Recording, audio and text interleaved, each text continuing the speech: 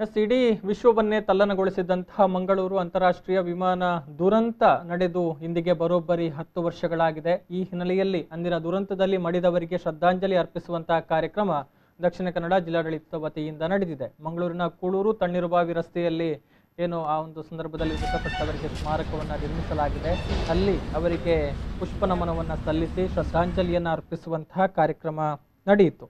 2010ರ ಮೇ 22ರಂದು ನಡೆದಿದ್ದಂತಹ ದುರ್ಘಟನೆ ಇಡೀ ವಿಶ್ವವನ್ನೇ ಬೆಚ್ಚಿ ಬೀಳಿಸಿತ್ತು. ಮುಂಜಾನೆ ಸುಮಾರು 6:20 ದುಬೈನಿಂದ ಬಜ್ಪೆ ಕಿಂಜಾರಿಗೆ ಬಂದ ಏರ್ ಇಂಡಿಯಾ ಎಕ್ಸ್‌ಪ್ರೆಸ್ ವಿಮಾನದಲ್ಲಿದ್ದಂತಹ 8 ಸಿಬ್ಬಂದಿಗಳ ಸಹಿತ 166 ಮಂದಿಯ ಪೈಕಿ 158 ಮಂದಿ ಸಂಪೂರ್ಣವಾಗಿ ಸುಟ್ಟು ಕರಕಲಾಗಿದ್ರು.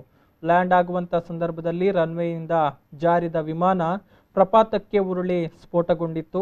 ಆ ಪೈಕಿ ಜೀವದ ಹಂಗನ್ನು ತೊರೆದು ನೆಲಕ್ಕೆ ಜಿಗಿದ 8 ಮಂದಿ ತಮ್ಮ ಪ್ರಾಣವನ್ನು ಉಳಿಸಿಕೊಂಡಿದ್ರು.